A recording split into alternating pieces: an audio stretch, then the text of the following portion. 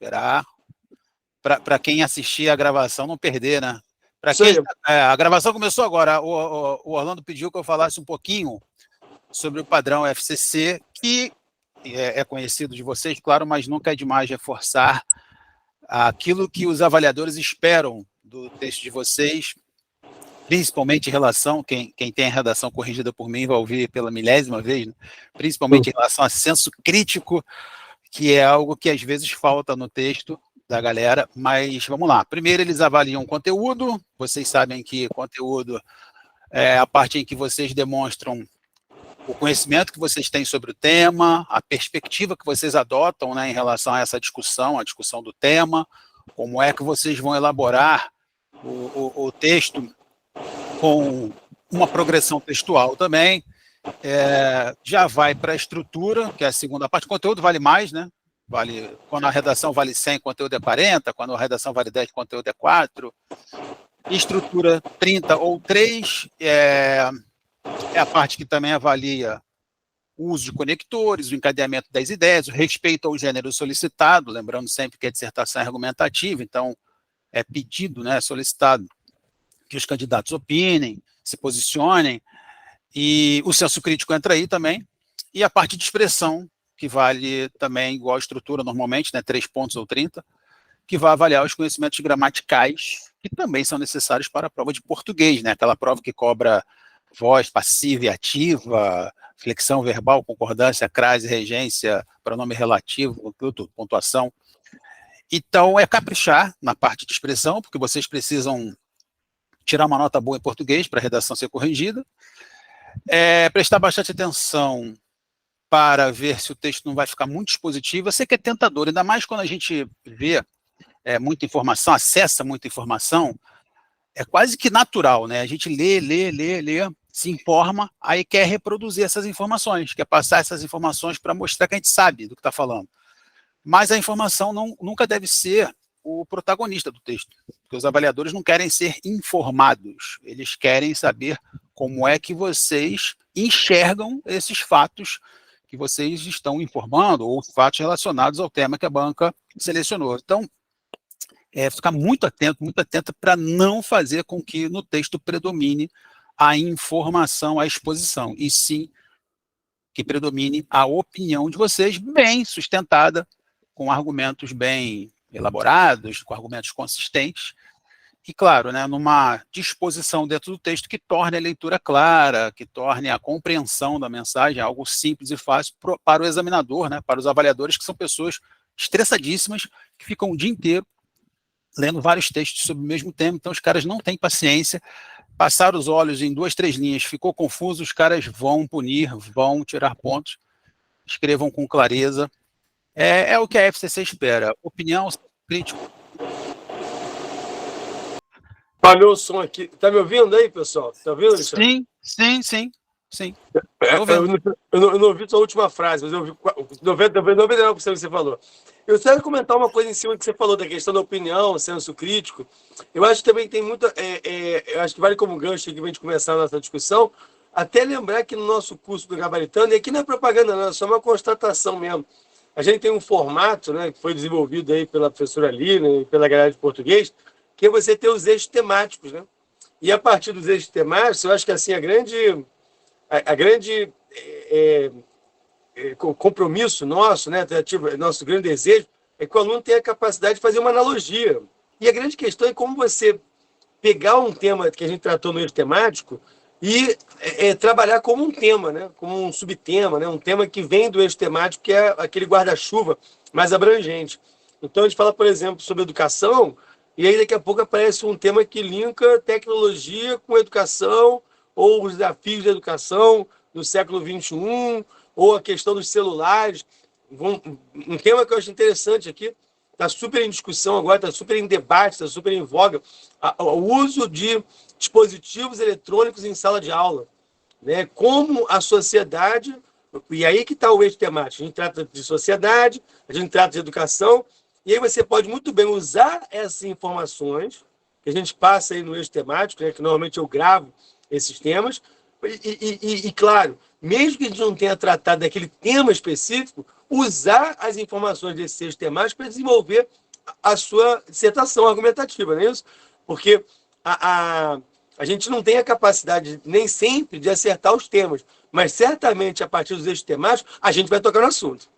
Né? A grande questão é essa, porque como a gente fala aqui de sociedade, a gente fala sobre violência, fala sobre educação, fala sobre cultura, né? Assim, tem 1000 eixos temáticos, nem lembro mais, o tanto que a gente fez. Certamente algum tema ele vai estar ligado àquilo ali. E a grande capacidade que você tem que ter é justamente de você fazer essa analogia e lembrar daquelas informações que são importantes, que você pode usar ali, como o Alexandre falou, né?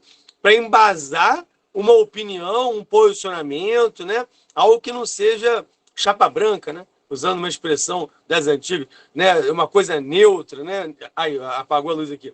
Não ser uma coisa neutra, e sim algo que dê alguma marca sobre aquele tema. E aí, pô, eu estava comentando sobre a questão do uso de celulares. Esse é um tema muito interessante, que pode aparecer, como 1000 outros que a gente pensou aqui para início de conversa, né? Por exemplo, a gente tem um eixo temático que é sobre a sociedade e o seu comportamento. Cara, é assim, tem 1000 coisas que podem aparecer aí. Né? Questões, por exemplo, ligadas à tecnologia, questões ligadas a minorias, né? Questões ligadas a preconceitos, enfim. Esse é um tema que eu acho importante. Né, Alexandre? Você vê os temáticos dessa forma, né? Uma forma de você pegar e trabalhar aqueles assuntos, né? Eu vou ligar a luz aqui rapidinho. Liga a luz, aí eu vou ver se meu microfone está bom enquanto Tá bom. isso. Tá bom? Tá bom. Ah. Essa questão da temática ela é muito legal, até porque facilita a preparação, né? Como você falou, se você estuda, por exemplo, se você treina ou lê coisas sobre etarismo, né, que é um tema até do curso, a gente botou esse tema para a galera treinar. Esse é um tema que pode ser encaixado dentro de comportamento e sociedade e comportamento, e o que você desenvolve para escrever sobre etarismo vai englobar, por exemplo, exclusão social, preconceito. Sim. Você pode fazer disso, né, a famosa analogia, né? Ah, não caiu etarismo, caiu um outro tema, caiu lá, por exemplo, alguma coisa relacionada a racismo, alguma coisa relacionada à desigualdade social, de repente até mais fora, uma coisa mais social mesmo, né? Desigualdade social, acesso digital, não deixa de ter uma pegada de exclusão também. Então você pode fazer uma transposição porque você treinou aquilo ali, claro, você vai adaptar, né? Não vai falar de etarismo num tema de desigualdade social, e não vai falar de desigualdade social quando o tema é etarismo, mas você consegue pegar situações que você treina para falar sobre X e deslocar para Y, com as devidas adaptações, claro. Por isso que o eixo temático facilita e ajuda bastante, né? Essa questão dos aparelhos eletrônicos em sala de aula, né? Você pode fazer link com programas pedagógicos, é o meu? Programas pedagógicos que muita gente reclama, né, que não estão mais adaptados a esse ritmo frenético da geração que já nasceu com tela na mão. Então, a escola, às vezes, não caminha na mesma velocidade, né? O ensino ainda se arrasta com alguns modelos tradicionais, antigos, isso acaba sendo desinteressante para essa geração. Dá para fazer N pontos aí. Alexandre, já que essa é uma. Vou chamar de live, eu sei que não é uma live, mas eu vou chamar de live. É um encontro. Esse encontro, esse nosso meet, esse nosso encontro. Esse nosso encontro aqui é para ser meio que um brainstorm, né? Já que é para falar estrangeirismos, né? Então, vamos ver com budget. mas é para ser uma chuva de ideias, né? Então, assim, você estava falando agora sobre a questão dos preconceitos, das questões das dificuldades das minorias, por exemplo, né, de um país que tem um problema da transfobia, né, gravíssimo, né, da violência contra grupos LGBTQIAPN+, né? Eu acho um debate importante, social, né, que tem muito no Brasil. Mas você está falando de educação, e já vou chegar nessa questão das minorias, eu acho um tema muito importante a educação, porque a gente está no meio de um grande debate, apesar de não estar aparecendo, sobre o novo ensino médio, né? E como isso vai ser impactante aí para as novas gerações. Eu acho que pode aparecer como um tema, né? Eu sei que a gente aqui não está querendo acertar temas, vai que acerta, né? Nós já acertamos, né? Nós já acertamos em alguns momentos, mas eu acho que o debate sobre como formatar o novo ensino médio, né? Esse ensino médio nosso é um belo debate, porque, só para contextualizar para a galera que não sabe desse assunto, o governo Temer, ele aprovou, a primeira reforma do governo Temer foi em 2017, foi a reforma do ensino médio. Só que a reforma do ensino médio, que seria implementada, que está sendo implementada, né? Mas teria a sua cereja no bolo com o novo Enem, ele foi cancelado para o ano que vem, né? O Enem não vai ter. O Enem do ano que vem, 2024, ele vai continuar no formato do velho ensino médio. E aí vai ter uma dissonância aí, né? Um descompasso entre o ensino médio que foi apresentado para essa garotada e o Enem que eles vão fazer. Então, assim, é uma doideira isso. Enfim, essa é uma questão que me envolve muito, porque eu sou professor de pré-vestibular, então trabalho muito com essa parte. Mas eu acho que a questão das preocupações com o ensino médio, eu acho um tema interessante. Se ele vai ser, se ele vai tirar... Aí que eu acho uma questão que poderia aparecer na prova. Qual é a parte crítica em relação a esse novo ensino médio? Pô, será que esse novo ensino médio ele vai, de fato, tornar as pessoas mais críticas, mais cientes do seu papel de cidadãos, ou, né, é um ensino médio que caminha para uma profissionalização, para uma preparação meramente para o mercado de trabalho? Eu vou pelo segundo ponto de vista. Então, eu acho que assim, uma prova, quando aparecer um tema desse, é esse tipo de posicionamento que eu acho que ele espera. Não é você, o novo ensino médio vai reduzir as matérias de filosofia. Isso não é. Isso é bom você dizer. Mas é bom você dizer e botar uma marca nisso. Do tipo, isso não é legal, porque vai tirar o senso crítico das pessoas. De certa maneira, essas matérias fazem pensar. Projetos que atendem muitas vezes a elite de um país que tem interesse na ignorância do seu povo. Eu acho que por aí, Alexandre, você não acha? Por exemplo, pegando esse exemplo dessa redação do ensino médio, por exemplo. Isso, é a questão do velho debate, né?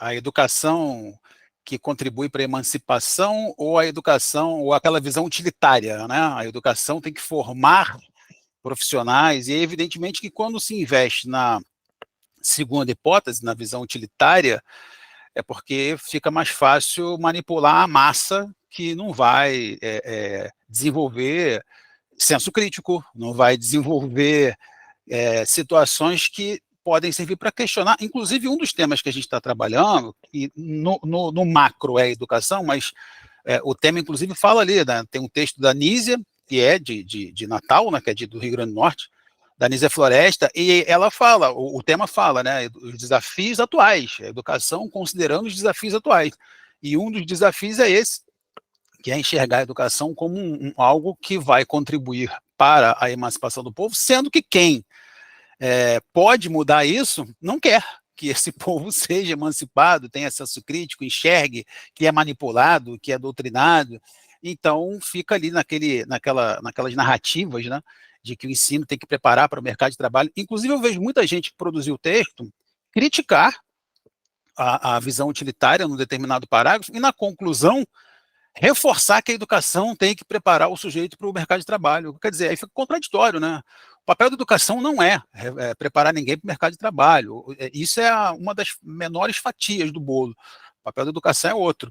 E tem muita gente fazendo a crítica e, na conclusão, acaba valorizando aquilo que contribui para o que foi criticado. Tem que ficar atento à conclusão para não entrar em choque, né, em contradição. Mas ser coerente, né? Ser coerente, né, meu amigo? Ser coerente e até para dar mais força, né, à crítica que está sendo feita. E dentro do que você falou, por exemplo, o ensino médio, mas dentro de educação, que é a coisa maior, mais ampla, né, é o hiperônimo, você tem inteligência artificial na educação, né, já que a gente quer casar avanço tecnológico com educação. Né? Como é isso, né? Se a inteligência artificial vem para ajudar, se vem para prejudicar, nessa geração que tem tudo pronto, né, que tem pressa, nessa geração, como é que a gente vai conciliar a inteligência artificial com capacidade de reflexão, com senso crítico, com questionamento? Porque quem é que vai questionar a inteligência artificial? Quem é que vai questionar o que chega pronto, formatado, poupando tempo, poupando trabalho? Alexandre, fala. Só para não perder o fio da meada, tá? Vou te atravessar. Vai. Uma vez eu gravei no Gabaritando, foi um tema muito interessante sobre a geração fast forward, uma geração que é acelerada, né? Que é uma geração que é o que você acabou de falar, por isso que eu te atravessei, que vê as coisas 2x, né? Que por exemplo, a Bandeirantes, TV aberta, foi reapresentar lá os programas do Walking Dead, e aí simplesmente colocou lá em velocidade acelerada na TV aberta, assim, meio Isso, não doido. soube não. Teve. Hoje, por exemplo, no WhatsApp, as pessoas se falam numa velocidade maior. Então, eu acho que isso é muito condizente. Essa coisa do TikTok, né? O sucesso comercial do TikTok e como as pessoas consomem coisas rápidas. Eu vejo, por exemplo, esses filmes agora recentes, né? Oppenheimer, Assassinos da Lua das Flores, que eu vi todos esses dois. A galera não vê, né? 3 horas, né? 3 horas e meia, 3 horas e meia. O Vento Levou hoje não seria exibido nunca, a não ser que virasse série, né? Então, assim, antes de abrir só uma pergunta para a Jamile, que ia falar ali, mas é como, na questão da educação, você pode pensar também como a sociedade está agindo. Como essa sociedade como ela se caracteriza e como ela pode se comportar nessa nova educação. Então, uma educação que ela tem que estar ligada, que essa geração hoje, ela não tem muito tempo a perder. Né? Parece que ela está sempre acelerada. E como, por exemplo, um profissional de educação hoje tem a dificuldade de manter a atenção e despertar o interesse de um aluno em sala de aula, diante de tantas distrações muito mais interessantes do que você. Né? A verdade é essa, né? E esse é o desafio do profissional, né? Jamile, pô, por favor, você quer falar alguma coisa? Boa noite. Jamile levantou o braço ali ou foi por acaso? Eu acho que ela abriu a fila. Peraí. Foi sem querer.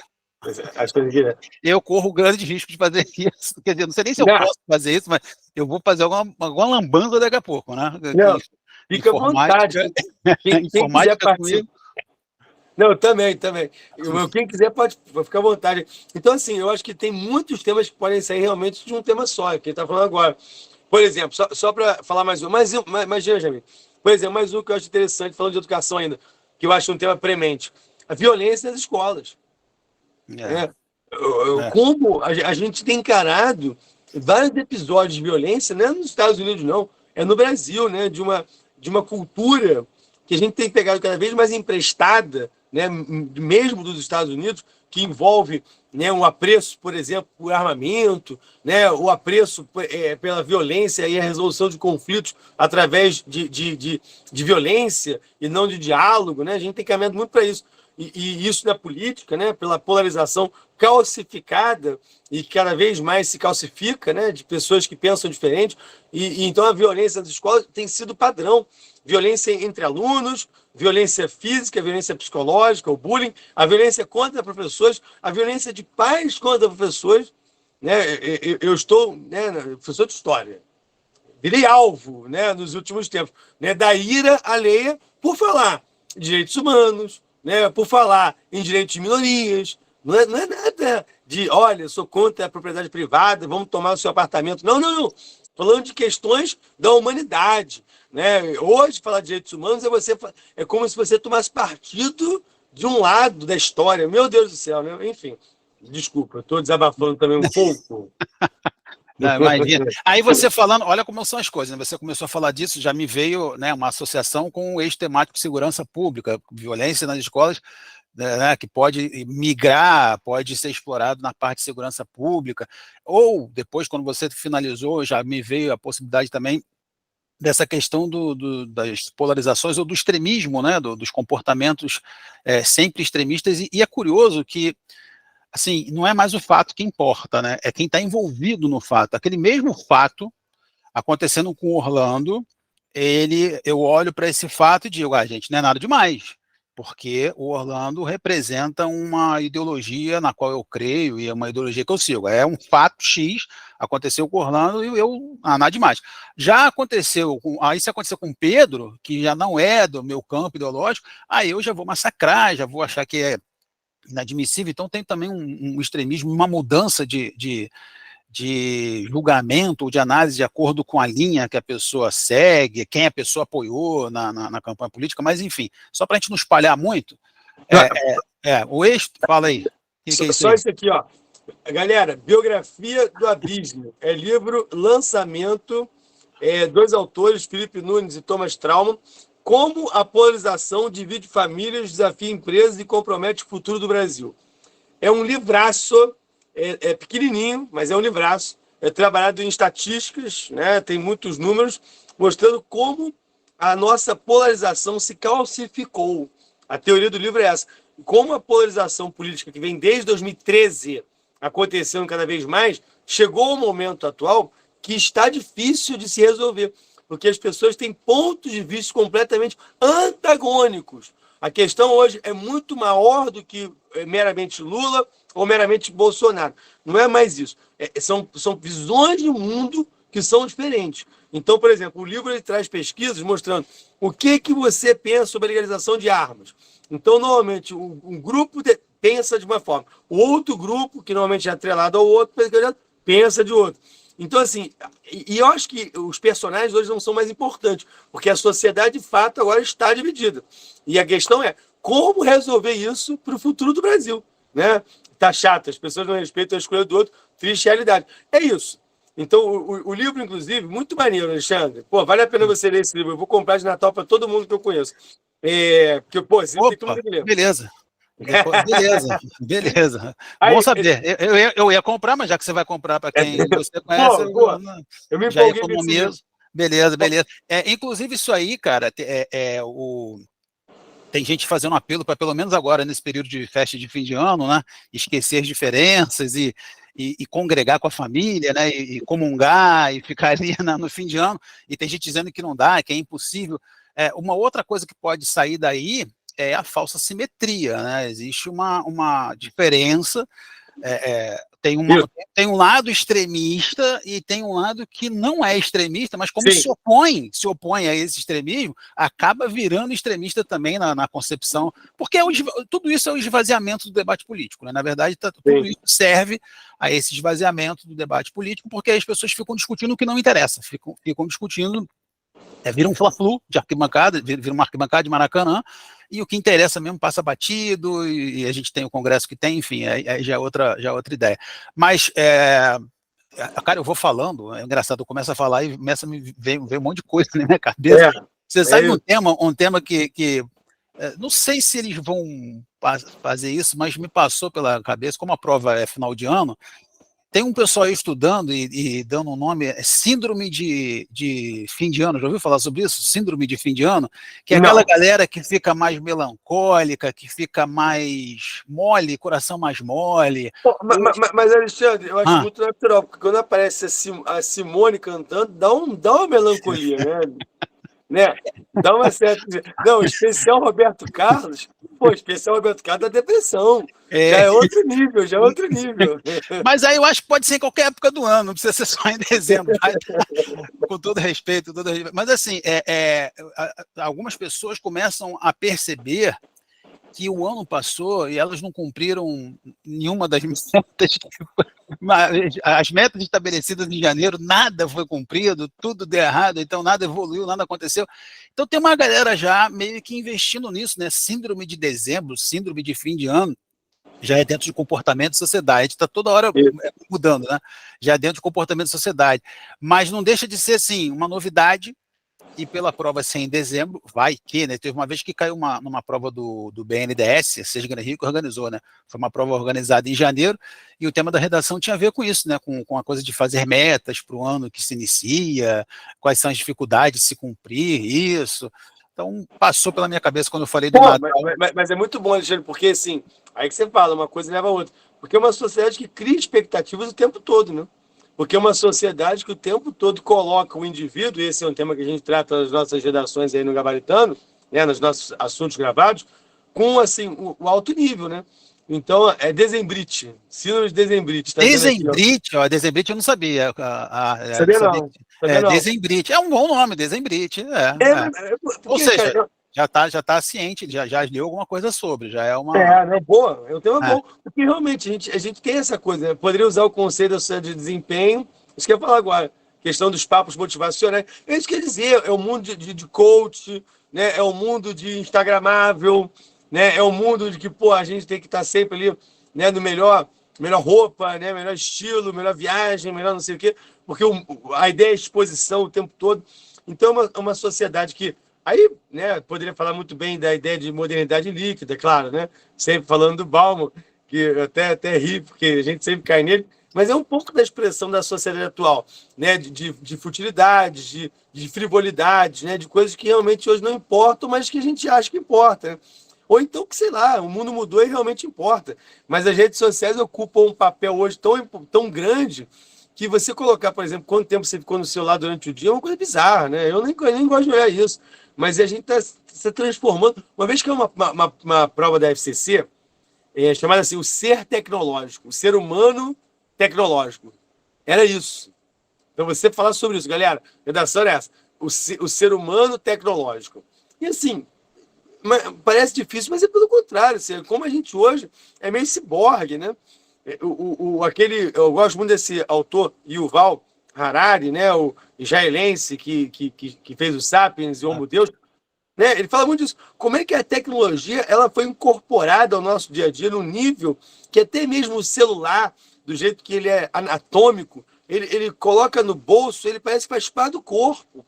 Né? E isso já é real. Você vê o seu telefone, né? O seu relógio. Seu relógio é um celular.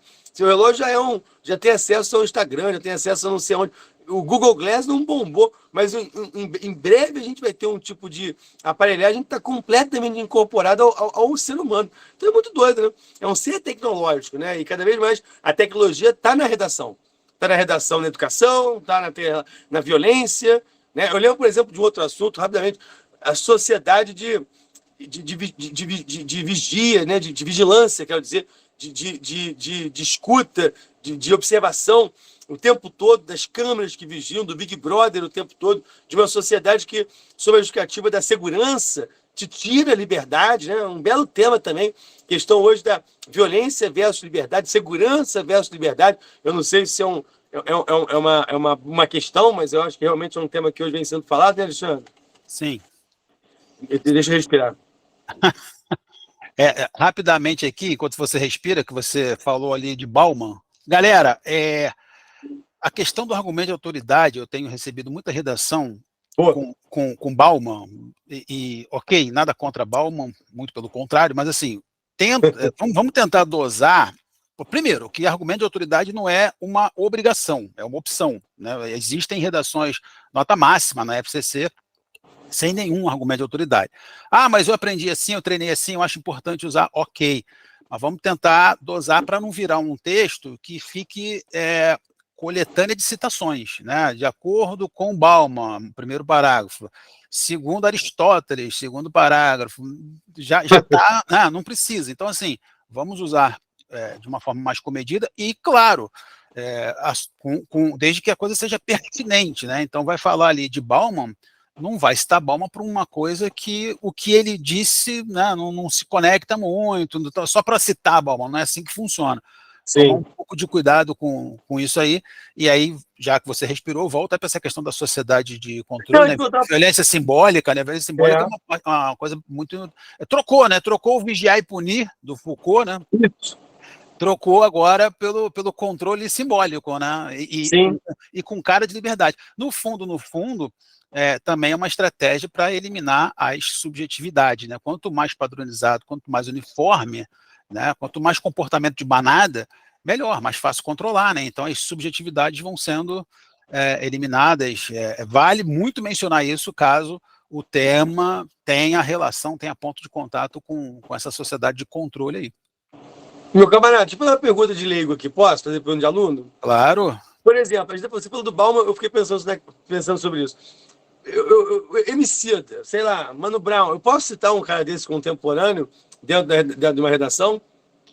Pode, é muito bom.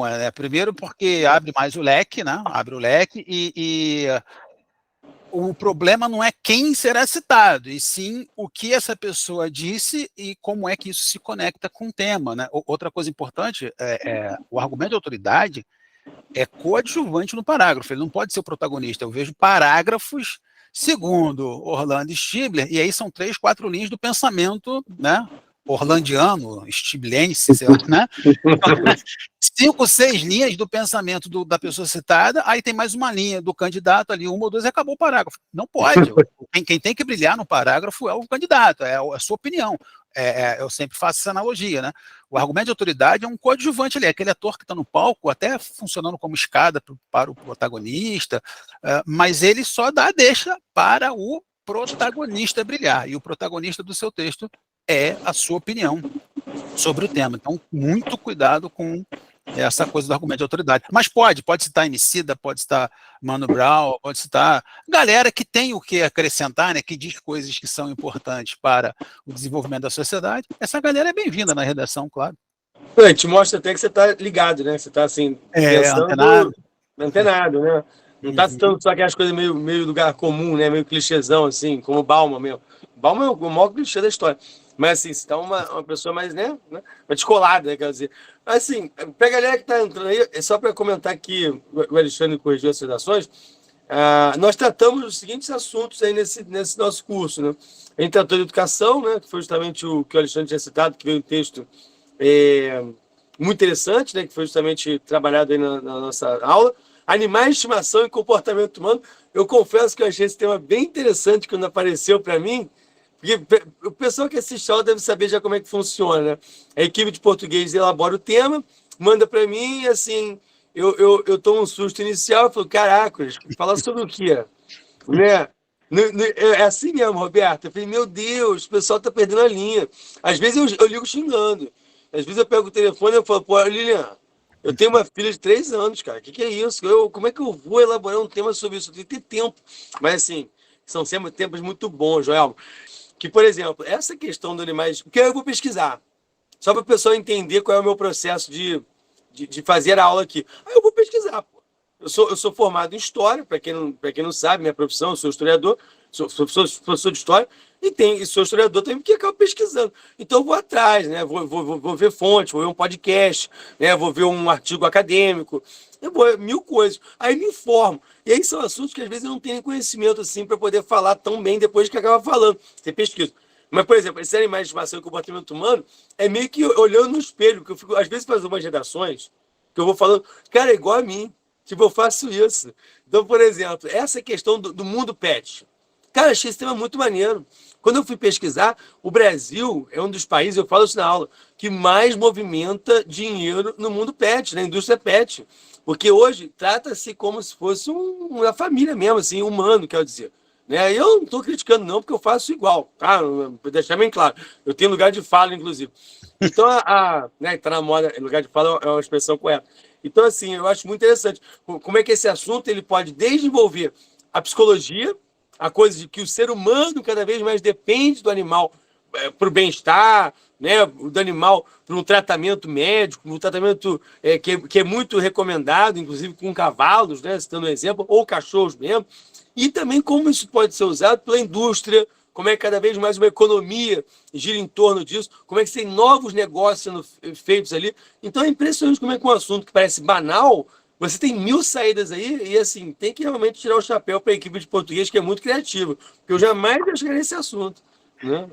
Essa coisa de pet, né, de mercado, cara, se eu andar aqui da minha casa, se eu sair agora e andar 10 quarteirões, eu vou encontrar provavelmente 15 igrejas, 20 farmácias e 35 pet shops. Então, olha, tá nesse nível, assim, né, tá um negócio... Opa, o cão mas guia. boa, Ana. Até a questão do guia. deficiente, cão guia. Pô, exatamente. Então, assim, é um belo tema mesmo. Acho que é um assunto belíssimo. Eu também, Alexandre, eu moro na Belardo Bueno aqui, né? Eu moro em Curicica. Eu moro em Curicica. Curicica News. Deixa eu falar baixo que o vizinho diz que mora na Barra. Então, assim, aqui tem 500... também negócio de cachorro. Impressionante, né? E, assim, você falou de igreja. Posso falar de outro assunto já? Aí, claro. Recife é do mesmo jeito, a Roberta dizendo. Aí, A Fé e o Fuzil. Belíssimo tema. Rapaz, eu quero esse livro. Belíssimo tema. É do Bruno Paes Manso, que é um autor sobre as milícias aqui do Rio de Janeiro. Cariocão. Ele é cariocão. E é muito bom esse livro aqui, porque A Fé e o Fuzil é sobre o envolvimento do crime e da religião no Brasil. Eu acho um tema interessantíssimo. A violência política. Como hoje, cada vez mais, existe uma violência política, não é uma violência entre pessoas que são adversárias, não. Eu sou Lula, você é Bolsonaro, você odeia. Não, é matar mesmo. Por exemplo, aqui no Rio de Janeiro, né, a gente tem tido muitos casos. Rio Grande do Norte também. É bom lembrar que no caso do Rio Grande do Norte, né, onde a gente tem justamente a nossa prova no domingo, a gente tem, por exemplo, cada vez mais um crime organizado que vem se tornando independente, inclusive, do crime organizado do Rio e São Paulo, que era o Comando Vermelho do PCC, que tinha alguma relação com grupos locais do Brasil inteiro. Agora não. Agora nós temos alguns grupos que são independentes, né? No caso do Rio Grande do Norte também. E assim, eu acho um tema interessante, a questão, por exemplo, do crime organizado e como hoje no Brasil ele se expande tanto para as fronteiras além do Brasil, como também para dentro do Brasil, com o chamado processo de novo cangaço. Né? O novo cangaço, essa interiorização da violência, onde cidades menores são surpreendidas, né, por ataques colossais, em que a cidade fica completamente à mercê daqueles bandidos, e é um crime hoje muito comum, né, muito repetido. Eu acho que pode ser também um tema interessante, por se tratar de uma realidade hoje do Estado que a gente está fazendo a prova, e que é uma realidade relativamente nova, né, de uma violência que era um tipo de violência que sempre existiu fora do eixo Rio-São Paulo, que não era exatamente crime organizado, mas outras violências, mas agora é uma violência típica do Rio-São Paulo, já que exportamos aí o PCC e o Comando Vermelho, e agora tem grupos locais, né? Sindicato do Crime, Família do Norte, né? Enfim, FDN, né? Tem 1000 grupos aí pelo Brasil todo, né? Então acho que é um tema interessante, por conta do Estado, por conta da situação atual, ou, por exemplo, dos presídios. Sim. Ou, por exemplo, a questão dos presídios. Porque Natal enfrenta um problema também gravíssimo em relação a isso. Né? A questão envolvendo, por exemplo, né, o processo de humanização ou não, de como tratar, né, a questão da crise do sistema penitenciário, né, como tratar a questão da violência urbana, se é colocando na prisão ou se há outras saídas sociais, né, socialização. Muitas vezes, quando você fala isso, parece que está xingando alguém. Ah, tu gosta de bandido? Então leva para casa. Então, assim, aqui no Rio de Janeiro, que a gente já vive esse inferno, né, há décadas, agora voltou grupos de justiceiros nas ruas fazendo, né, justiça com as próprias mãos contra grupos de pivetes, né, de bandidinhos. Periféricos, né?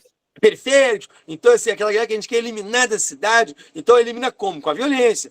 Agora, ninguém quer discutir uma questão de uma solução muito mais longa, né, médio e longo prazo, que é através de uma verdadeira transformação da sociedade. Mas não essa coisa de enxugar gelo o tempo todo, que a gente sabe como é que é. E aí pode entrar num outro debate, que é a política de drogas.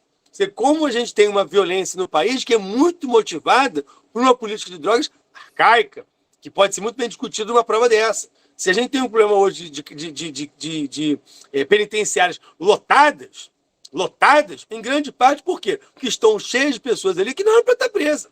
Se há uma reforma na nossa política de drogas no Brasil, eu não tenho dúvida que nós teremos penitenciárias muito mais vazias e com quem realmente tem que estar preso. E não como a gente tem hoje, ladrão de pé de chinelo, né, traficante pequeno, que é o sujeito que compra a droga para a própria utilização e vai lá e compra para um amigo. Né? E aí entra como traficante. Então, assim, isso é uma questão que tem que ser discutida. Existem leis na Espanha, em todo lugar do mundo que já foram aprovadas e que isso deu solução imediata. Assim, as pessoas têm medo de discutir esse assunto. E eu acho que as provas não têm medo. As provas tratam desses assuntos. E aí você se posicionar sobre isso, que é a grande questão, né? Como você vai aparecer no assunto desse. O que você acha, Alexandre? Pode ser candidato? Pô, tá eleito. Cara, isso aí da margem é muita discussão, né? Você começou falando ali da fé e do fuzil. Eu fiquei pensando aqui na questão, assim, pô, a banca não vai mexer com o negócio de fé, ela não vai se meter nessa, é mão roubada, mas assim, tem uma coisa que eu acho muito interessante, que são as estratégias que alguns grupos usam. Eles provocam, e aí quando a punição chega, eles escancaram essa punição como perseguição ou censura. Né? Então, assim, eu quero passar uma imagem que eu sou perseguido para o meu grupo, né? E aí eu vou fazer vou fazer um monte de loucura, vou falar um monte de bobagem, vou desafiar autoridades, vou dizer que, né, que o Xandão é isso, que é aquilo, vou falar o que eu posso e o que eu não posso. E aí, se a punição chegar, aí eu vou lá, eu não falei que eu era perseguido? Ah lá, eles estão me perseguindo. eles querem me calar, né? Então, liberdade de expressão agora. Você falou da questão dos presídios, né? Aquela expressão que muita gente usa, os indesejados, né? Os indesejados, a questão da higienização, de tirar da cena, tirar da vista quem não segue o padrão. Aí já passou aqui pela minha cabeça, já passaram outros temas aqui, mas como a nossa justiça é seletiva, é venal, como a nossa justiça encarcera e mói, né, pessoas pretas e pobres e periféricas, como ela é bastante condescendente com pessoas brancas, como o combate às drogas está equivocado porque investe violência no varejo e não faz quase nada em cima do atacado. Enfim, como você falou, enxuga gelo o tempo todo. Hoje a gente teve um episódio aí com um influencer, sei lá quem é o cara, mas enfim, já está sendo execrado nas redes sociais, cancelado, porque a Polícia Federal bateu lá na casa dele, e aí você vê a diferença, né? O pessoal comentando, pô, não teve um tiro, não teve bala perdida, não teve nada, foi lá tudo direitinho, quando com preto e pobre da periferia, tem vários efeitos colaterais. Então, cara, tem tanta coisa que pode sair daí, e assim, e aí tudo dentro do que a gente falou, né? O eixo temático segurança pública, você treina isso, você vai transferindo por analogia e você consegue adaptar. Eu treinei para fazer sobre tráfico de drogas nas fronteiras, mas caiu uma outra coisa. Mas o que você usaria ali pode ser transferido para outras coisas relacionadas à segurança pública. E o principal, né, o investimento social que não existe. O Estado, ele é omisso, né, ele trata as pessoas como invisíveis, certos grupos como invisíveis, o Estado não chega. E foi exatamente em cima dessa ausência do Estado que esses grupos de milicianos, né, não sei se você viu aí uma série na Prime, né, Cangaço Novo, uma série brasileira sensacional, sensacional. Pô, é um elenco... Vi, muito boa. O elenco você fica assim, babando, né, com a atuação do elenco. É uma série fabulosa. Tem a ver com isso que você falou, né? Diga pra galera, anota aí, pessoal. Cangaço Novo, Prime Video, essa série pô, você vê, você não consegue nem parar de ver, né? Você começa a ver, e eles construíram a narrativa de um jeito que prende, você fica curiosíssimo para saber o que vai acontecer no episódio seguinte.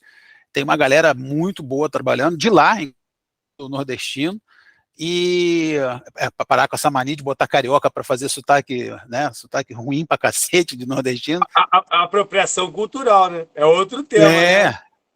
Representatividade, né? Representatividade. Cara, mas é isso, assim, a Dinorah, inclusive, a Dinorah é fantástica. A Dinorah, cara, quando eu vi, assim, já segui no Instagram, a Dinorah, Alice Carvalho, isso mesmo. Alice Carvalho, atriz, nossa. Tudo nessa série é muito bem feito, né? A produção, tem um plano sequência, o Orlando gosta disso, né? Que é cinéfilo igual a mim. Tem um plano sequência no episódio, um plano sequência de um assalto a banco, cara, que os caras fazem sem corte a parada. Pô, dura mais de 5 minutos, um negócio assim de arrepiar. É muito bom. Eu já esqueci o que a gente estava falando, comecei a falar da série e já me perdi. São dois temas. A pergunta da hora certa. O tema da redação TRT 21/2017 foi o medo, eu perdi aqui, como instrumento social. Controle social. Boa, controle social. Como você abordaria esse tema? Pô, é bom aí. A sociedade de controle, né? A ideia de que, será que somos de fato livres? Né? Por exemplo, a Alexandre acabou de falar sobre a questão de, quando começa, o cara critica demais e aí diz que está reclamando tirando a minha liberdade. A liberdade é absoluta ou a liberdade é relativa? Eu acho que poderia parecer assim, né? Provocando, né? Pegando, por exemplo, a questão da comédia, que está tão em voga, né? A questão, por exemplo, é comédia ou é racismo recreativo?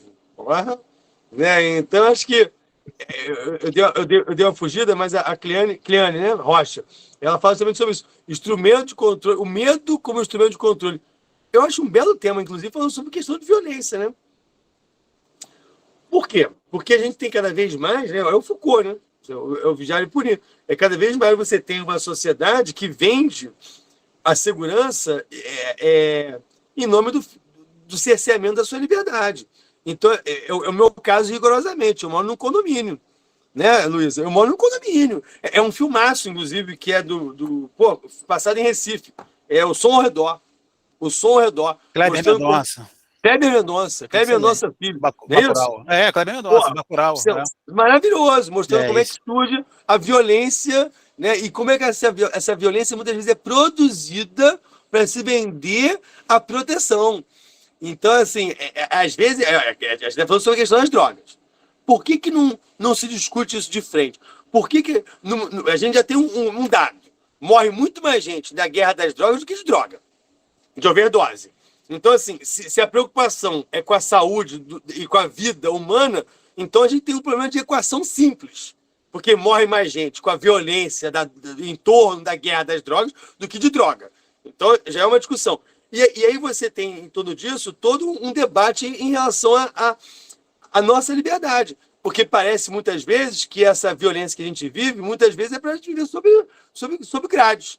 Né, dentro de um condomínio fechado, onde a diversão é dentro de um shopping, onde você não se sente mais livre para poder sair, ou quando você tem que pagar por essa segurança. Eu pago não só para o Estado, que eu pago meus impostos, mas eu pago agora para a milícia do meu bairro. É o som ao redor. O Irandir Santos, né? Maravilha. Irandir Santos é outro também, para mim, é o maior ator brasileiro. Eu pago um pau para o Irandir Santos, assim, eu acho ele maravilhoso. E ele está no som ao redor para variar, né? Filmaço. Então, assim, vale a pena assistir esse tipo de filme, né? É o seguinte, essa redação FCC é para aquele cara crítico, é para o cri-cri, é para o cara que problematiza tudo. Uma vez eu coloquei um post no meu Instagram, aí alguém falou assim, pô, Orlando, tudo você cria problema. Eu falei, pô, eu sou professor de história, bro. Eu sou professor de história. A hora que eu achar que tudo tá legal, tá errado. É você pegar qualquer assunto que surge na tua frente, você pensa, como isso pode ser um problema? Como isso pode ser uma questão? Como isso pode ser algo que afete a minha vida na sociedade? Qualquer parada. E aí você vai produzir um tema de redação e vai te fazer pensar cada vez mais de forma independente. Que na hora que aparecer um tema na prova que você nunca viu ou que você não trabalhou exatamente, pô, você vai refletir. Você vai ter assim, pô, uma vivência de outras provas e de outras reflexões que vai fazer muito fácil essas sinapses e você vai fazer uma boa prova, eu tenho certeza. Porque é você exercitar o teu poder crítico. FCC é isso. É Mas você isso aí, exercitar o tempo todo. mas isso aí, Orlando, cara, não combina com o mundo instagramável, né? Não combina com o deboísmo, né? A cultura do deboísmo.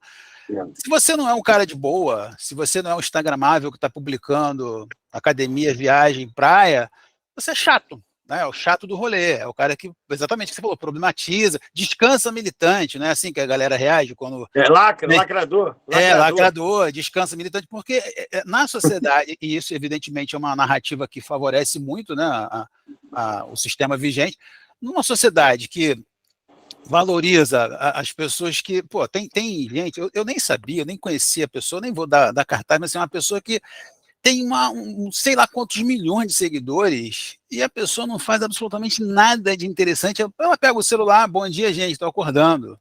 Tá? E aí vai para a cozinha agora, vou tomar meu café. E agora aqui vou mexer com o cachorro. Um negócio não tem nada. Não, Alexandre, não. O cara espanca a mulher. O cara espanca a mulher e aí ganha seguidor. Ganha seguidor. O cara bate na mulher dele, aí ele fica 10 milhões de seguidores. Eu não consigo entender. Alexandre, eu produzo conteúdo na droga do Instagram, acho que há uns 30 milhões de anos. Não tinha nem Instagram, eu já estava produzindo. Eu não saio do mesmo patamar. Eu não cresço nunca, eu já desisti. Eu vou começar a postar agora, entendeu? Coisa maluca, entendeu? Eu vou assaltar alguém na rua, eu vou filmar. Porque, pô, não dá. Eu fico lá, o pessoal tá rindo, mas é depressão, pô. Atropela um global e depois concorre a vereador, pô. É o melhor caminho. Alexandre, o cara que atropelou o Kaique Brito, por isso pô. que eu tô falando, é por isso. É isso. Agora eu vou virar o Orlando atropelador do Kaique Brito. Vereador. Agora, alguém levantou a mão aí, Orlando. Eu não desculpa. Renata. Eu voto, obrigado. É só para eu pensei que fosse fazer a pergunta, mas já tem. Eu voto. É um absurdo. Não, Roberto, é sociedade do espetáculo, né? Não é só do controle do espetáculo, é uma sociedade que eu vou entrar num assunto aqui que eu fui cancelado nas redes sociais para variar. Né? Eu já fui cancelado 500 vezes. Mas vou falar aqui que a gente está entre amigos. Sociedade do espetáculo. Entenda o que eu vou dizer. Pelo amor de Deus. Luísa Sonza e Chico Moeda. Eu estava em sala de aula, Alexandre. Eu entrei em sala, aí o moleque do pré-vestibular. Orlando, o que você acha da Luísa Sonza e do Chico Moeda? Eu não acho nada. O que eu tenho que achar? Aí não, porque eles separaram e ela foi para Ana Maria Braga e falou das dores da separação, não sei o quê. Aí, Roberto, escuta. Aí eu fui pego de bate-pronto. Aí eu falei assim, pô, eu acho uma exposição. Mas eu estava falando da sociedade, da gente como todo. Eu não estou falando da questão dela que foi traída, do cara que é um babaca, que traiu a mulher no banheiro do Galeto Sats. Não estou falando disso, não. Eu estou falando assim, de como a gente hoje trata as coisas de forma muito pública. É tudo muito publicizado. É claro que há questões, por exemplo, da mulher que tem que ser mesmo, porque a gente tem que evoluir em vários assuntos. Né? A violência contra a mulher é um tema, por exemplo, fundamental, importantíssimo. O respeito à mulher, a violência patrimonial. Agora a gente viu, por exemplo, Ana Hickman, agora recentemente a Suzana Werner. Eu acho que tudo isso faz parte. Esse, por exemplo, eu não acho que é uma coisa gratuita, mas tem outras que são. Porque não é mulher, é homem, é mulher, é qualquer um que cada vez mais quer expor, porque quer ganhar muitas vezes em cima disso. Eu não estou dizendo que a Luísa Sonza fez por disso, mas quando veio aquilo para mim, que ela foi na Ana Maria Braga, que ela chorou, que ela terminou com um cara na televisão, eu falei, caraca, as pessoas terminam hoje na televisão. Né? Antigamente eu terminava ligando para minha mãe. Falei, mãe, normalmente terminavam comigo. Mãe, fulano terminou comigo. Era assim que eu fazia, o exposer, entendeu? Era com a minha mãe. Agora, hoje em dia, faz na Maria Braga. Ou guardado as devidas proporções, eu vou para o Instagram. Eu vou para o meu Instagram e exponho que eu fui terminar. Ó, minhas mulheres terminou comigo, me traiu, saiu com o Alexandre. Entendeu? As pessoas hoje estão assim. Entendeu? Minha questão não é de gênero. Porque eu acho que há uma luta importantíssima das mulheres e que passa pela exposição de graves problemas que sempre foram acobertados, sempre foram colocados debaixo do tapete, escondidos. A própria violência a violência contra as mulheres, que é uma violência caseira. Que as mulheres têm dificuldade, inclusive, de falar do tema porque o agressor está em casa. É claro que isso tem que ser dito, só para entender o que eu estou falando, para não ser cancelado de novo, né? Eu já fui cancelado 500 vezes, tá? A pessoa não entende o que eu falo. Eu estou fazendo aqui, cara, enquanto você fala, eu estava aqui fazendo um exercício mental que eu acho que é legal, até que não sei se o pessoal tem esse hábito. Você falando de alguns pontos, você ficava assim, e por que que isso acontece? Né? E por que que isso acontece? Aí me deu aqui um estalo que pode ser uma boa estratégia para a redação.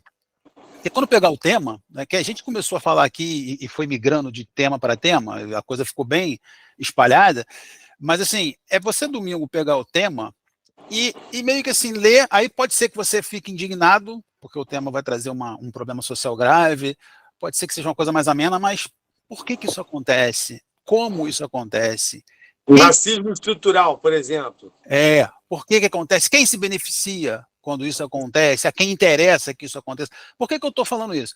Essas perguntinhas que começaram a surgir na minha cabeça quando você começou a falar da exposição, né? Por que que as pessoas estão querendo se expor como elas estão se expondo?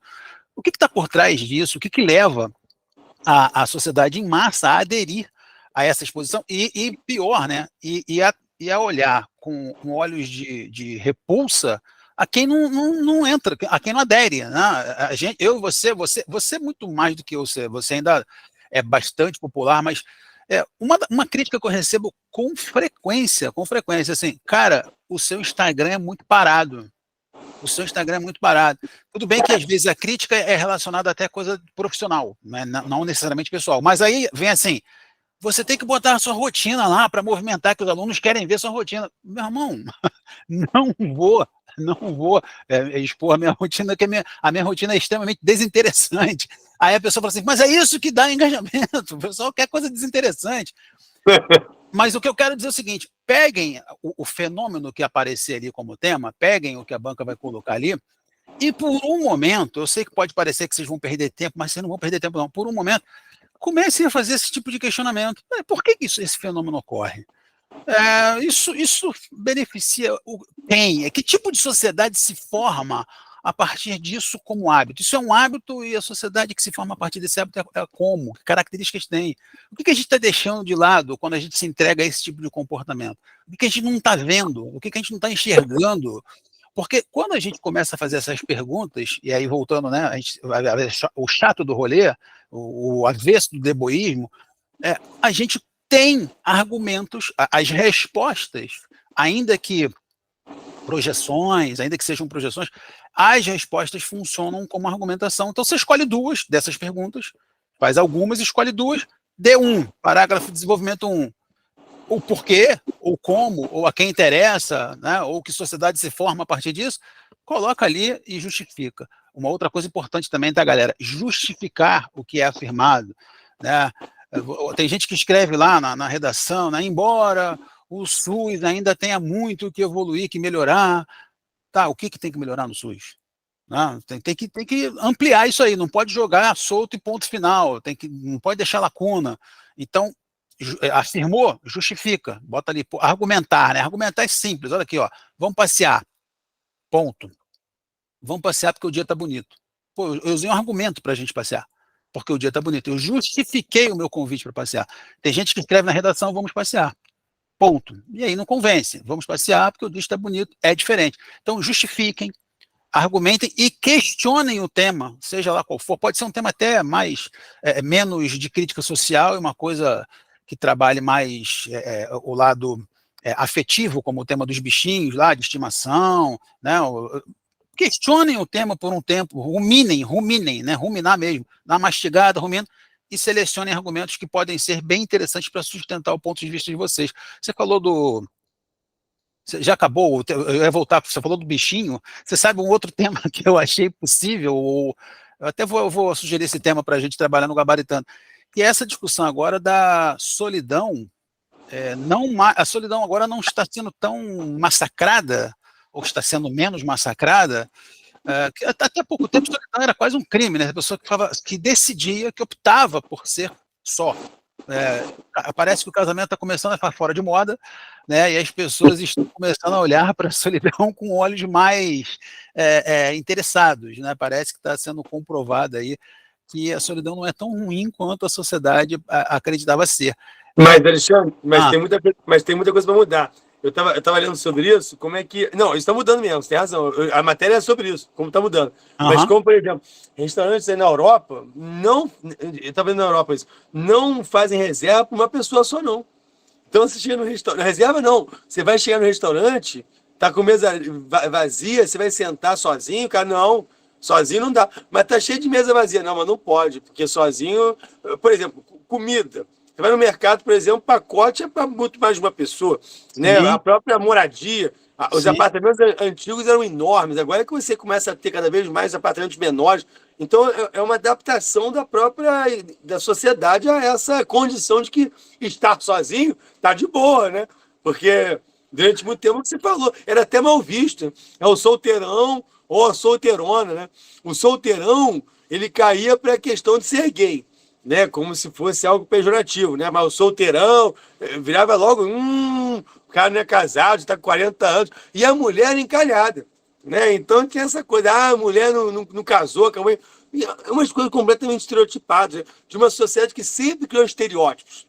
Inclusive, um belo tema que a gente já tratou: padrões e estereótipos. Rapidinho. Aproveitando que você falou, galera. Não, rapidinho. A galera, rapidinho. Com E depois do R, tá? Tem vindo muita redação para mim, com Izinho, com I depois do R, como se fosse esteri. Não é esteri com R, não, é com E. Tô dando esse toque porque é fácil confundir, né? A gente fala esteri, estereótipo, e aí, então, se domingo você quiser ou tiver que usar essa palavra, bota o Ezinho depois do R. E, Orlando, essa questão da solidão aí, até a questão da mulher, mesmo que as mulheres estão lidando melhor com isso, ou assumindo também essa opção, sem esse constrangimento e sem esse incômodo, né? Acho que isso está sendo bastante saudável, né? Mas, de fato, é difícil você... Comércio então é muito difícil. Barzinho, cara, petisco em barzinho é tudo para 2 pessoas ou mais, né? Vai sozinho pro barzinho. Aí você pede meia porção, vem a porção para 3, pô. É um negócio surreal. Mas é um tema possível. Porque você falou do bichinho, o bichinho de estimação como companhia, né? E aí eu comecei a lembrar disso. Eu li uma matéria muito interessante sobre as pessoas que estão optando por ficar só. Tem gente optando, inclusive, por gente casada, optando por morar em lugar diferente ou não ficar mais no mesmo espaço, né? Você falou das casas grandes antigamente. Os casamentos antigamente duravam mais porque as casas eram maiores, né? É verdade. Não é? É ótimo. Mas pô. Segredo, casamento feliz, casa grande. É verdade. Agora, cara, outro tema rapidinho. Não, fala aí. Não, eu ia falar dos temas finais aqui pra gente caminhar pro final, porque eu acho que o tema do meio ambiente é outro também fundamental, que eu tinha que falar dele ainda. Mas fala aí, Alexandre. Não, é outro tema também que surgiu essa semana, o debate, inclusive a gente falou do som ao redor, o filme Pedágio, né, o filme nacional que estão elogiando muito, eu não vi. Ele foi Pedágio? Pedágio. Um filme nacional que... É aqueles filmes que entram em cartaz, ficam num horário só, em 3 salas. Sim. Aí, depois de uma semana, no máximo 2, ele fica no Estação, aquela sessão segunda-feira, 10h30 da noite, e aí depois sai. Aí, começaram a piratear, tem vários perfis pirateando o filme, né? Um bom tema é se a pirataria é um acesso à cultura ou não, né? Como é que é essa questão da pirataria? Pirataria de filme, de música, né? De serviço de streaming, de transmissão de futebol. Qual é o argumento de quem faz a pirataria, né? Eu estou tornando acessível a todos. Qual é o argumento de quem é contra a pirataria? Você não está respeitando os direitos autorais, você está desrespeitando o artista que trabalhou na obra e não vai receber. Eu acho que pode ser um tema interessante. Muito bom. Não, eu acho assim, sobre a cultura, já que você falou disso, eu acho que uma grande questão é a transformação da indústria fonográfica, a transformação da indústria do entretenimento. Por exemplo, a indústria fonográfica. Galera, quem compra CD? Eu comprava, eu tinha coleção de CD. Cara, eu comprava vinil, eu comprava fita cassete. Né, fita cassete. Eu comprava CD virgem para poder gravar as músicas lá em casa e fazer aquele CD com as melhores músicas. Pô, hoje em dia, eu sou assinante do jornal impresso, até hoje. Eu sou notícia. Eu sou notícia. Os vizinhos, pô, você assina jornal. Eu levo o jornal para a sala de aula, os alunos não sabem nem como é que é. Eles perguntam como é que passa a página. Eu falei, como é que passa a página, meu filho? Não, isso é mentira. Mas eles perguntam o seguinte, isso é verdade, como é que o jornal chega na sua casa? Eu falei, como? Como assim? Não entendi. Não, como é que ele aparece na porta da tua casa? Como ele aparece, meu filho?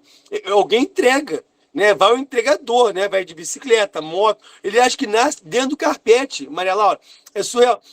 Então eu sou vintage. Mas porque, assim, as pessoas estão perdendo contato com coisas básicas, né? Esse, por exemplo, eu acho bem bizarro. Agora, a transformação do cinema. Hoje, o streaming, que o Alexandre falou aí, revolucionou. Pô, o cinema esvaziou. A Barbie e o Oppenheimer foi uma exceção. Foi festejado, né, o sucesso dos 2 filmes, porque já há algum tempo que não tem nenhum filme que seja blockbuster. Tudo hoje é no streaming. E aí os artistas tiveram que se acostumar, se adaptar, o consumidor teve que aprender a assinar canais de streaming, porque era no início uma coisa meio confusa. Pô, eu vou assinar um canal de Netflix, não sei o que bem que é isso. Então, assim, as pessoas têm que se adaptar a um novo meio de entretenimento. Eu acho uma questão interessante. Como a indústria do game hoje se tornou central como entretenimento dos jovens. Né? Hoje não é série, não é filme. O que entretém a garotada é o game. E eu digo garotada também mais velhos. Hoje, por exemplo, campeonatos mundiais são disputados com torcidas fanáticas. Então, assim, como o mundo muda, né? Eu acho que uma questão de prova de FCC é como a gente está o tempo todo em transformação nas relações sociais, né, na questão da relação com o Estado ou não, da relação entre a gente, na política, na escola. Então é pensar como é que a gente está o tempo todo em mudança no vocabulário, como é que cada vez mais existe uma discussão sobre novas palavras, sobre essa questão dos pronomes neutros. Linguagem capacitista. A gente tem uma redação sobre isso, capacitismo, linguagem, né? E como é que a gente vai se adaptando a isso? Como é que a gente hoje se autocensura com palavras que cada vez mais devem ser esquecidas, né? E muitas vezes falam assim, isso é mimimi. E eu sempre digo o seguinte, cara, eu acho que isso é evolução. Antigamente a gente falava de voz-me ser, depois falava você, VC, o mesmo com as palavras. Sabe, a gente usava uma grafia diferente, expressões diferentes, e com o tempo foi mudando. Quem resiste a isso, normalmente vai perder. Né? Que daqui a pouco vai ver que o mundo mudou. E são pessoas resistentes à mudança. Então, acho que a FCC, ela gosta desse tipo de coisa. Essa pegada que mostra uma sociedade em transformação e que ainda tem vários problemas a serem discutidos. Né? E eu acho que é o tema da redação. Bom, tudo isso que você falou bate com o famoso senso crítico, que é fundamental no texto, porque tudo isso demanda senso crítico para você analisar, né? Exatamente. Tem que ser cri-cri. Agora, só para chegar no final, para a galera já não... Eu sei que está há muito tempo aí, a questão do meio ambiente, Alexandre, eu acho sempre um tema importante. E a gente tratou num tema para a FCC, para a galera aí, que foi a geração do lixo na sociedade de consumo. Cara, teve agora a COP28, né, lá no Emirados Árabes, né? Então, assim, é um tema muito importante. O desenvolvimento sustentável, né? A ideia de você associar crescimento econômico à preservação do meio ambiente e questões sociais, Isso é sustentabilidade, né? Você pensar os 3 eixos, né? É você preservar o meio ambiente, é você crescer a economia, mas ao mesmo tempo com justiça social e não degradar o meio ambiente. Fast fashion, bela questão, Luísa. A questão, por exemplo, do e-commerce, né? Então, assim, como a sociedade de consumo ela avança sobre as questões do meio ambiente, sempre avançou, sem nenhuma preocupação ou consciência ecológica. Agora, se percebe o tamanho da encrenca e talvez seja uma encrenca já irreversível. Né? Talvez o que a gente tenha pela frente é uma adaptação a uma nova terra diante da condição que nós estamos. Mas a ideia é pensar o consumo, é pensar como a gente... Documentário, hein? Minimalismo. Minimalismo. Falando exatamente sobre isso. Como a gente hoje é apegado a tanta coisa que não tem a menor importância. Né? E que se você se ligar nisso, você vai fazer bem para você, porque muitas vezes associa consumo a bem-estar, você sente bem-estar, com felicidade quando você compra, ou você vê como questão ambiental, se você diminui o consumo ou consome de forma consciente, você vai ter exatamente uma terra mais equilibrada. As pessoas começam a pensar nisso, né? Consumir é uma forma de preencher aquela demanda por aceitação, né? Todo mundo quer ser aceito e a nossa sociedade aprova e venera né, adora quem ostenta bem material. Então, né, quanto mais A carente... Maria Laura falou isso, a Maria Laura falou isso. É isso, você quer coisa mais... como é que o pessoal fala, né, que deixa o coração quentinho, né? Do que ser aprovado pela sociedade ou admirado pelos bens que você tem. Então, a narrativa que o sistema constrói é muito, muito bem feita, né? Ou você ostenta que você tem bens materiais para ser admirado, ou você é mais um na multidão. Ou você é um loser. Um fracassado, né? Trabalha enquanto eles dormem, é por aí. Bom, Alexandre, vamos nos despedindo da galera. Eu queria... Tá na hora? Vou falar primeiro para a galera. Pessoal, muito boa sorte aí no domingo. Eu queria que vocês soubessem de coração, gabaritando, assim, a Lilian, eu, Alexandre, todo mundo. Nós estamos com vocês, assim, super na expectativa, atenciosos. A gente trabalha com muita dedicação mesmo. O Gabaritando é um site diferente. A gente tem um trabalho, assim, muito de formiguinha mesmo, de gostar de fazer, né, Alexandre? É um curso que ele é pequeno porque ele quer ser pequeno, né? Porque ele quer ser o tamanho correto, né? Porque ele não quer perder a sua principal característica, que é olhar para o aluno no olho, praticamente. Apesar de ser um curso online, a gente tem um curso muito dirigido, é muito focado. A gente não quer fazer uma coisa... a gente podia muito bem ampliar, né? Quantas turmas poderiam ser abertas, poderia contratar outros professores, mas a gente não faz isso, porque o objetivo do Gabaritando é ter qualidade, mas não é quantidade. E não é clichêzão, não, porque é pura verdade. Porque quem conhece o Gabaritando sabe o trabalho honesto que a gente faz e a gente realmente faz verdadeiro pensando em vocês. E muito boa sorte, pessoal. Eu queria que vocês tivessem muito sucesso. E assim, se não passar na prova também, galera, a vida não para aí. Tá? Pelo amor de Deus, a vida não se resume a uma prova. E prova tem toda hora, o tempo todo. Eu tenho certeza que vocês vão bem nessa. Mas se não for o caso, dane-se, tá? Dane-se. Fala, Alexandre. É isso. O Gabaritando, de fato, é diferenciado, né? A gente... É claro que a gente é suspeito, mas é um curso diferenciado. Está o tempo todo preocupado com o que vem, com o que pode acontecer, qual é a melhor maneira de transmitir as informações necessárias para os alunos, né? Essa correção por áudio que a gente faz já é um diferencial, a possibilidade que o aluno tem de tirar dúvida com a gente, mandando mensagem pela plataforma, mandando um recado na própria redação, né? Escreve a redação, depois manda um recado ali para tirar as dúvidas. Então, e a gente está sempre à disposição para ajudar vocês no que for necessário. E como o Rolando falou, né? Domingo é uma etapa, é uma das provas.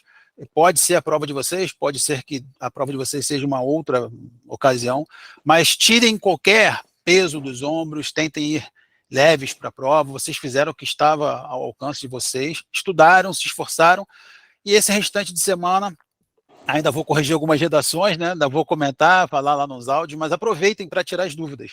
Dúvidas que podem ter surgido aqui com o nosso encontro, dúvidas que podem ter surgido na hora da elaboração do texto. Aproveitem, suguem ao máximo os professores que corrigem as redações. A gente está à disposição de vocês para isso. Beleza? Valeu, gente. Valeu, gente. Todo mundo. Boa sorte aí. Boa noite.